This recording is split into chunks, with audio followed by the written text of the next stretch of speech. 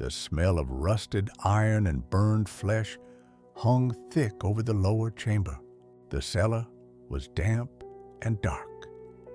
Rough-hewn stone walls were covered in fungus and moss that climbed toward the cracks surrounding the only opening in the ceiling. Inside, only the crackling oil lamps illuminated the space, casting long shadows across the rock. At the center of the room stood a table of rough stone. Its broad, frigid edges bore weathered runes and prayers distorted by use or by desecration. At either end, holes carried blood through carved channels into a copper receptacle below, where it gathered and steamed. The dripping was constant, ritualistic. Along the walls were images of the gods of the faith carved in stone, among them Queller, goddess of serene mourning, and Velherin, goddess of silence and bearer of secrets. The statues watched over the open flesh, breathed through his mouth to endure the stench. The heavy air punished his lungs. He watched the body upon the stone, a man still alive or on the verge of no longer being so. His hands trembled in short spasms, his eyes rolling beneath swollen lids, his breath coming in whistles. The skin of his abdomen had been opened from end to end, but this was no autopsy. He was alive, numbed by elixirs. And Inquisitor Halbert Halfgrand was reading him. He moved in silence, long black hair bound with a leather strip, dark and opaque eyes. His face was smooth-shaven, too young for the weight of his voice. He wore reinforced black linen, silver stitching forming the symbol of the Ascentine faith. A human body, with arms spread wide, engulfed in flames. He dressed like someone prepared to get dirty. Halbert was not merely a scholar of the flesh.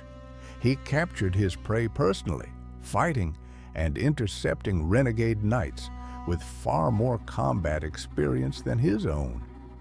None of it suited someone whom Velkin had heard claim to have been born beneath the mark of blood. The elegance with which he now held the scalpel was the same with which he wielded steel. Both tools were used to open men. The only difference was the speed. Master, is this not enough already? I do not think he will survive this. Velkin voiced his concern, his words unsteady. No, the flesh reveals what faith alone cannot reveal, Halbert answered, his voice hoarse and dry. Velkin nodded, because that was what one did before an inquisitor. Inside, he wanted to scream, not because of the moans of the man upon the table, but because of the certainty that Halbert truly believed an answer would emerge from the opened flesh. A whisper, a truth, a demon. The forceps slipped from Velkin's trembling fingers. For an instant, metal struck stone. Halbert did not look, or pretended not to. This place is not a temple, Velkin thought. It is a tomb for those condemned by the faith. Halbert touched the incision with a small golden instrument, as though following a line upon a map of war. Do you see how this aligns with the rune of Ulamar? Too perfect for mortal hands. And the smell, can you not sense it? It is not decay. It is sulfur and ozone trapped in the fat. This body ceased to be human long before it died. Nothing unusual from the body of a Black Knight. Write that down.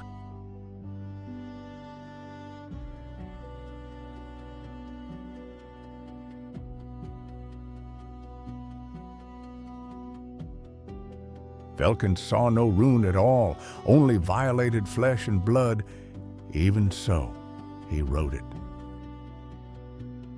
He had been sent to Callan 9 days earlier, entrusted with a silent and infamous mission, to report without being noticed, every step taken by Inquisitor Halfgrand. The Ascentine faith maintained that vile custom, hidden overseers even among its most devoted executioners. That was how fanaticism and abuse were controlled, with concealed eyes. Velkin had accepted the task. In truth, he had scarcely been given a choice, but nothing had prepared him for this. He drew a deep breath through his nose. A mistake. The stench of coagulated blood and boiled bombs filled his throat. He had to steady himself against a table where he saw a handful of collars and gems, smooth stones, like minerals torn from the earth and polished in haste. Only then did he notice the iron fastened to them. Narrow arches, chain rings, and upon each piece a short spike with a discreet edge designed to bite into the skin. On some, a dark crust clung to the metal. Dried blood, blackened and trapped in the corner of the blade, smeared across the stone. He thought of touching them, but before doing so, he looked at Halbert and abandoned the idea. He knew that Daggerbar, the last scribe assigned to a similar mission, had mysteriously disappeared during an incursion beside the Inquisitor.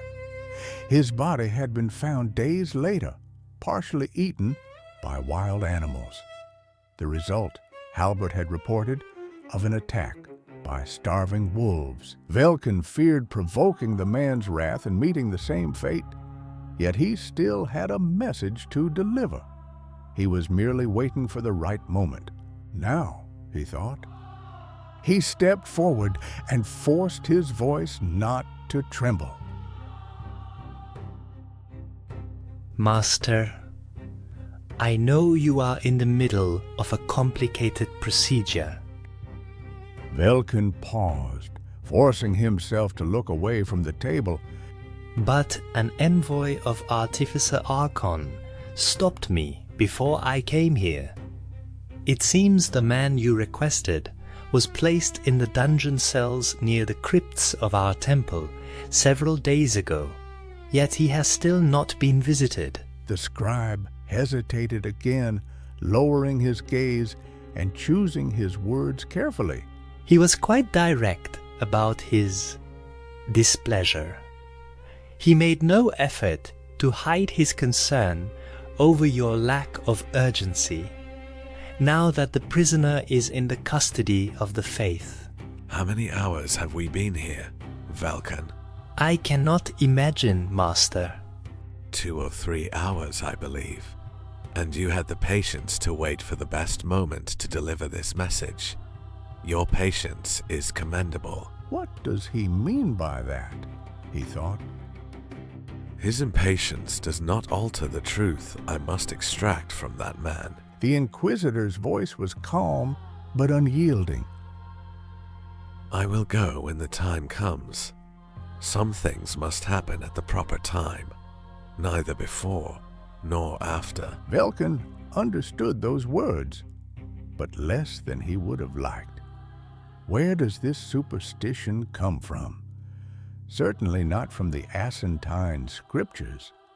I understand your methods, Master, even if the reasons escape me. Velkin hurried to agree. However, the guards have reported a certain unease whenever they remain near the cell. They say he mutters about a red-eyed creature watching him from the shadows. Velkin shrugged, a nervous gesture when he saw that Halbert remained silent.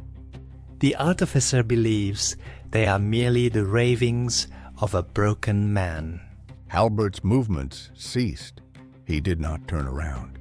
He wiped his hands on a black cloth so saturated that it could absorb nothing more. And what do you believe? Do you truly think they are ravings? He asked with a look of surprise. Velkin hesitated. I do not know. They say he speaks with conviction about something devouring his fellow soldiers. He speaks of a gesture, of silence.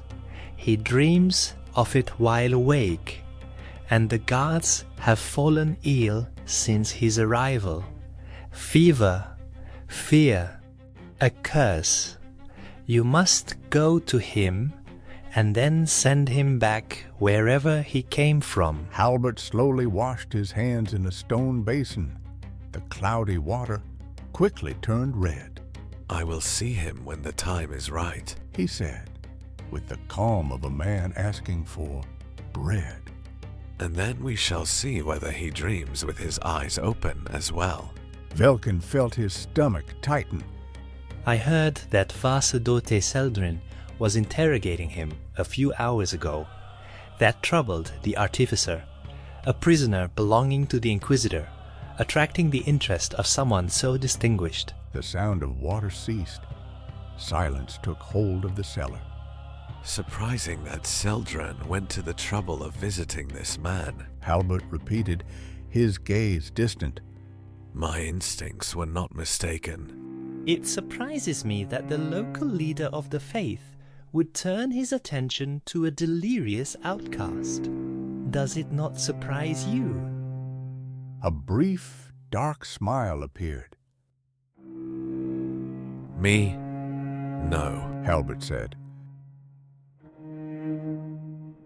When the time comes, I want to hear these ravings, and when I do, you will write down every word, even if it disturbs your beliefs. Velkin nodded in silence, but inside he wished he could escape this fate. Halbert retreated into the shadows, his voice sounding grave. Good. We shall see what makes him speak first. My voice, or his own blood.